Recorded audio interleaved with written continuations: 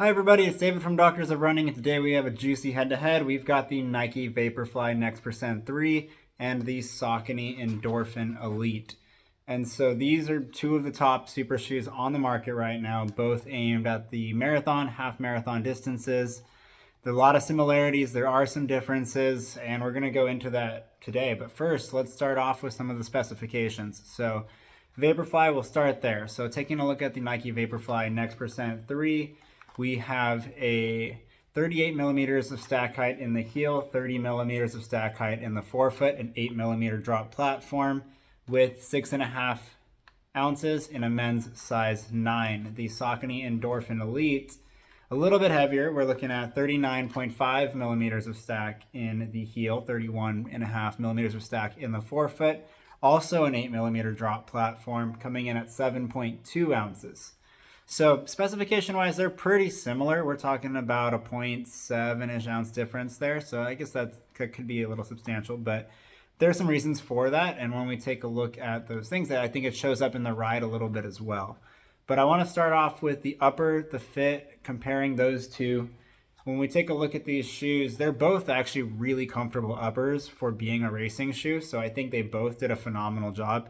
I'll start off with the Nike model first. So looking at the Vaporfly Next Percent 3, we now have this new Flyknit material. It's very soft. It feels almost sock-like. As far as Flyknit goes, this is the most comfortable Flyknit that I've worn for myself personally. Looking at width and everything as far as that goes, pretty standard. It's like normal to slightly snug, like in the heel there.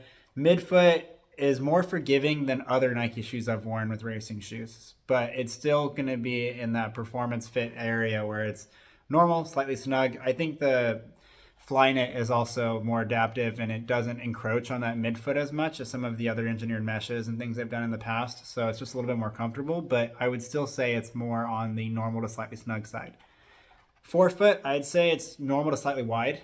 It's actually a pretty voluminous forefoot there, as well as the mesh itself, where coming vertically, it's actually like you have quite a bit of room for swelling accommodation, and it still locks down well. And even though the upper has a tiny bit of stretch to it, it doesn't have a whole lot. So you actually feel pretty secure when you're running.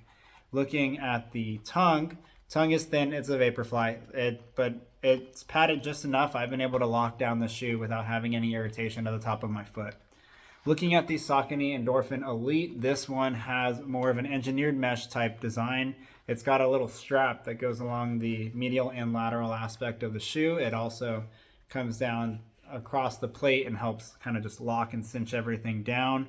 Very thin tongue, but same thing. I didn't really have any irritation when I locked it down.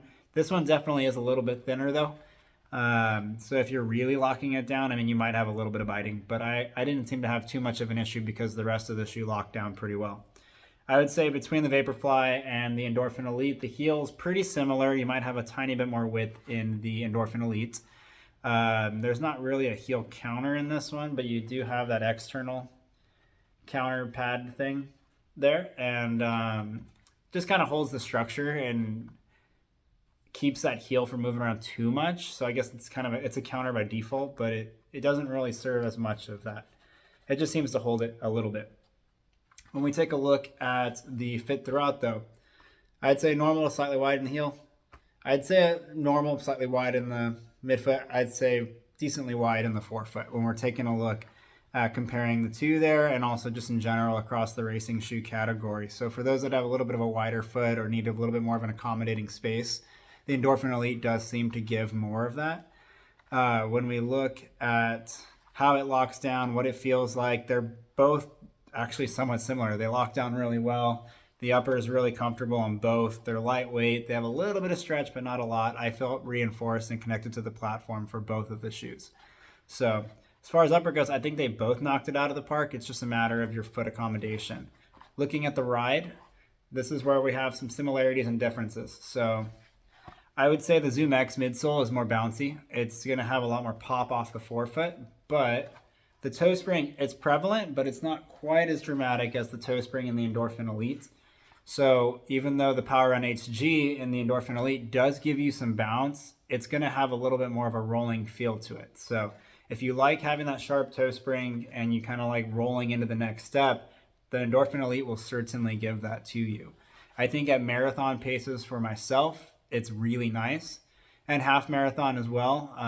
But I feel like as I start getting into faster paces, I like to really push into the ground and pop off of the ground. And I have a harder time doing that when the toe spring is that sharp. So that's where the Vaporfly Next Percent comes in. They're both similar on the transitions from the heel through the midfoot. It's more so that forefoot, you get a different experience. And so with the Vaporfly, it's definitely still there as far as the toe spring. You still have that rocker and that rolling sensation, but it has much more of a pop than it does a roll. And in that sensation, I like it a lot more for those lower distances, whether we're talking 5K to half marathon. I think this shoe shines a lot more. I did find in some of the workouts where I'm doing longer tempo runs and things like that, the shoe still performs really well. But I find that there's a certain pace where I'm like, when I'm just off that marathon pace, that I'm like, I kind of just want to run faster. And I feel like the shoe really does shine when you start pushing it more. So I feel like when you're looking at fast but rhythmic paces, the Endorphin Elite really shines. But when you're looking at like speeds that you kind of want to push into that ground and let it go, the Vaporfly is going to give you more of that. Neither is the wrong choice on race day. I think they're both phenomenal racing shoes. And I think for the marathon, it's still a really tough call for me as far as which one I would prefer. And even for the half marathon, I think for me, looking at the paces, the terrain, the course, that's going to determine a lot of how I'm going to choose the shoe. I will say from a stability kind of grounding standpoint, when you look at the platforms, you have more platform on the Endorphin Elite. It's just a little bit wider throughout. You can even see it on the heels there. You just have a lot more shoe on the Endorphin Elite. It's still really light, but it just, you feel a little bit more stable upon landing, but you don't quite feel as like quote unquote fast. So you want that quick, snappy feeling. You can get that in the Vaporfly, but you might have a little bit more wobbling through that midfoot. At least it's a pretty narrow midfoot. So traction is pretty good on both. One is very road design. That's the Endorphin Elite. One gives you a little bit more of a luggy design. They're shallow lugs, but it's enough to feel it, and I feel like it has better grip than the Vaporfly 2. So I think versatility-wise, I probably am leaning towards the Vaporfly Next Percent 3 as far as if you were going to have one shoe for all of the distances, but they're both really awesome shoes, and it's still a really hard call for me personally on which one I'm going to run my next marathon in. For the next half marathon, I've got a lot of turns. I've got a lot of needs to accelerate and decelerate and kind of maneuver. I'm actually going to be going with the Vaporfly on that one. I find I have a little bit of a harder time taking hard turns in the Endorphin Elite. Not that I have a great experience in the Vaporfly Next Percent 3, but I feel like it's just a little bit more nimble, and I'm able to kind of dance around the cones or those sharper turns in the Vaporfly Next Percent 3. So that's our comparison here for the Nike Vaporfly Next Percent 3 and the Saucony Endorphin Elite.